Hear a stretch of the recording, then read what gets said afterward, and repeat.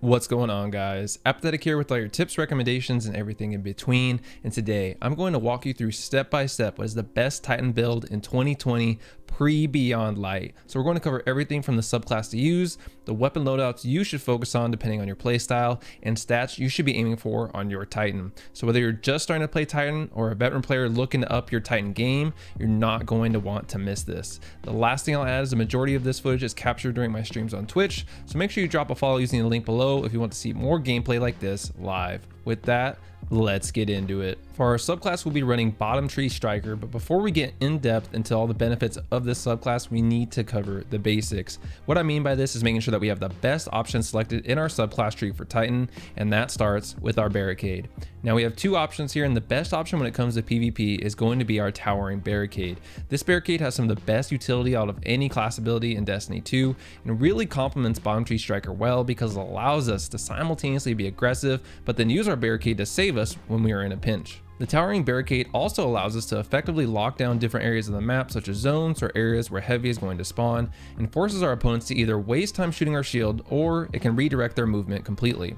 Now, the Towering Barricade is not only a defensive option, as it can quickly become an offensive tool in the right situations, specifically in situations where opponents have gotten you weak and you pop your shield in defense. Then as they try to close on you, we can slide out back through our shield or work around it to effectively peek shot them. I will say the Rally Barricade is not the worst option, but doesn't provide near the utility that the Towering Barricade does, and so I would try to save the Towering Barricade for memeing or PvE. The next thing we need to discuss is our grenade selection. The Arc subclass for Titan has three pretty good options, and if you prefer any one of them, I couldn't hold it against you. With that said, the grenade I recommend is the Pulse Grenade, and it all goes back to utility and how useful this grenade is. It's amazing for locking down corridors, destroying opposing Titan barricades, or keeping the enemy off a zone or heavy spawn.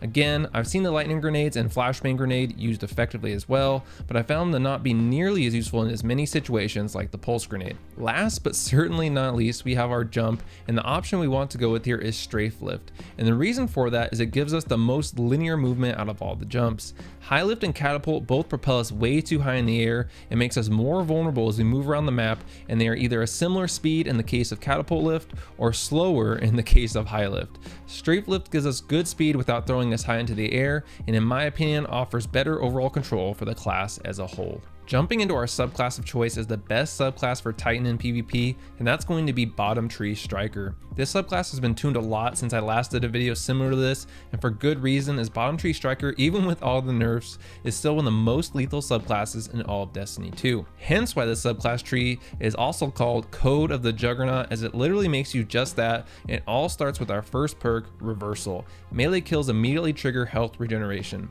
This perk alone makes Bottom Tree Striker hard to pick against, especially when we start talking about knockout a bit more later. This ability allows us to engage opponents in close range combat and come out of it with our health already regenning when we get the melee kill. Reversal also makes Titans a close quarters nightmare and pairs very well with players who love to main a shotgun.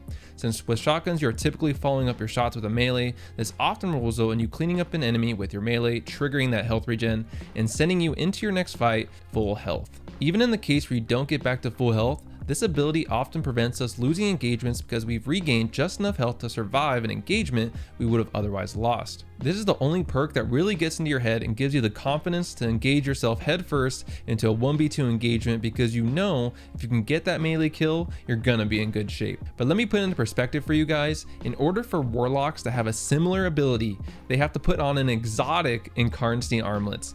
Titans just have this as a part of their perk tree. That alone should be an indicator of how powerful and useful having an ability like this at your disposal is. Next up, we have Trample. Destroying enemies with Fist of Havoc extends its duration. Now this perk back when Forsaken launched used to haunt the entire Crucible, as in Fist of Havoc your super could potentially last what felt like forever. Since then, this perk has been adjusted to not be quite as broken, but yet still very powerful overall, which you'll notice is kind of the theme with this subclass. Trample sets up Fist of Havoc when popped tactfully to be one of the longest lasting supers in Destiny 2, and similar to Reversal, really sets up the super to be really great at stringing together multiple kills. But it also makes the super a little bit more forgiving, because even if you only get 2 kills, it's going to extend that super just enough so you can still maneuver around the map with a chance of getting a couple more kills. Ultimately, this perk is best utilized when a crowd crowd of people because it can allow us to get a good amount of kills and still have close to half of our super left to get even more kills later on. This perk's ultimate benefit is how much more forgiving it makes this super,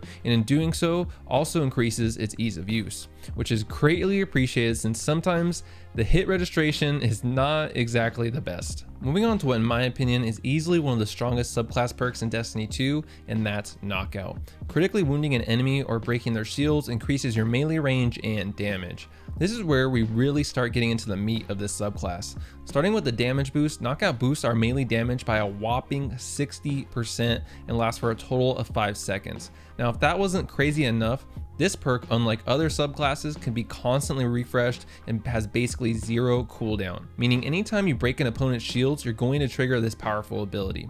In terms of actual use, this immediately makes Bottom Tree Striker a multi-kill machine. You go into one engagement, and as you finish one Guardian and trigger Knockout, you go into your next engagement needing to do significantly less damage in the next fight, since the melee damage buff amounts to 160 damage. For perspective, a max resilience Guardian has a max health of 201, meaning you need to only do 41 damage at the most to secure the next kill, making securing multiple kills with this short time span fairly easy on this subclass. Then you pair that with Reversal, and now not only are we doing 160 damage per melee hit with Knockout triggered, which is hard enough to survive, but then you add in that if we kill with that melee, our health regens.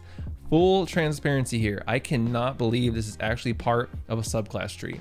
If we were to describe these perks together with no context, you would think this is some kind of broken exotic, and that is truly how it feels.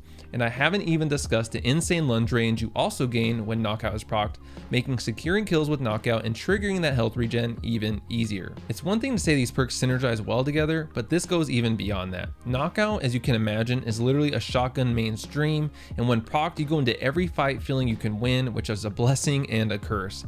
Even supers don't stand a chance against Knockout and a well-placed shotgun shot. Knockout is head and shoulders above all other perks in Destiny 2, and it's the main reason that if you're looking to rack up as many kills as possible, that you should choose Bottom Tree Striker. For the last perk in Bottom Tree Striker, we have Frontal Assault. Strike an enemy with this melee ability to reload your weapon and increase both your weapon stability and weapon damage. Now this perk lasts 12 seconds, which is very generous, grants plus 44 stability, and increases damage by 20% against Guardians. This perk really rounds out this subclass nicely and truly ties together the whole Juggernaut fantasy this subclass goes for. When you also factor in that Frontal Assault is actually the melee ability with the cooldown on Bottom Tree Striker, it makes it even more potent because of how this perk synergizes with Knockout and Reversal. It really puts the icing on the cake when it comes to synergy and stringing kills together. Once you finish off an opponent with Knockout, you will immediately trigger Frontal Assault. This allows us to come out of engagements with multiple buffs active and our health regenerating, and since it is a damage buff on all weapons, it makes our effective range even better. You can do very good damage with hand cannons from farther ranges, and shotguns absolutely map people when this perk is active. For my friends on console, this perk is extra beneficial since it also boosts your stability, which will make the recoil easier to manage on whatever weapon you're using.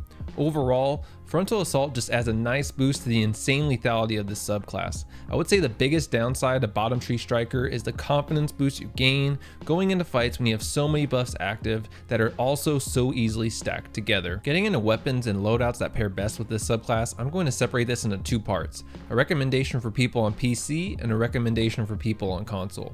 For my friends on PC, I recommend a hand cannon shotgun loadout, as you might have guessed, since the subclass caters very well to close range combat, and cannons are still very strong on PC, even though autos definitely are a hot weapon right now. For hand cannons, you also want to make sure you're using 150 RPMs, since those will have the best time to kill of all hand cannons currently, and shotguns you're going to want to aim for are aggressive frame shotguns like Fellwinners or Astral Horizon, as these shotguns offer the best chance on one-shot kills from a decent range. For my friends on console, I will still recommend shotguns for you, but for your primary, autos are going to be the way, since it's pretty hard to compete with their ease of use on your platform. Autos like Summoner, Cyril's Regime, and of course Gnawing Hunger are all going to be excellent choices here. Basically anything in the 600 RPM archetype will serve you well. Now you may have noticed I haven't really mentioned snipers, and that's intentional since this subclass is going to be optimal for those close range engagements. Now that's not to say you can't use a sniper, but if you're someone who mains sniping, you would be much better served running Top Tree Downblade or Hunter, since those classes will be a little bit more elusive, which cater better to a sniping playstyle. But if you must use a sniper, Eye of Soul or the Eclos sniper that can be farmed when completing the Exodus quest are both solid options that won't be sunset anytime soon. As always though, choose what you feel fits your playstyle best, but keep in mind that to get the most out of the perks on this subclass, you're going to want to play aggressive. Moving on to stats and the stats you should be focusing on, I highly recommend for Titan to focus on intellect and recovery, and I'll add what I'm showing you is not my ideal stat distribution, as I am still working on getting the most optimal armor rolls for my Titan, but what you want to aim for is making sure all your armor rolls are 60 or higher at the minimum. The benefit of this is it not only helps you max out your desired stats, but also helps get your other stats up that you aren't focusing on as highly as possible, allowing us to regen all our abilities as quickly as possible. Now getting back to intellect and recovery, the reason I focus on these stats is that they directly impact my lethality and survivability in game. For recovery, I don't recommend anything less than a tier 10, as the ability to recover faster from fights or in between fights is invaluable. No matter what stats you focus on, recovery should be at the top of the list and should be the #1 priority to max out first. After that we have intellect, and this directly impacts how quickly and frequently we can get our super in game. Especially for a subclass like Bottom Tree Striker, where you'll be going on a lot of sprees, it's going to make having higher intellect more important to stack the odds in our favor. When it comes to intellect, I tend to aim for 7 intellect or higher, which gives me a nice balance of intellect while allowing me to max out my recovery and still have relatively good stats in other categories. Now for mods, I tend to focus on using enhanced targeting and enhanced unflinching for whatever weapon I am using. So for me, that's typically a hand cannon, so on my armor you'll see me using enhanced hand cannon targeting and enhanced unflinching hand cannon.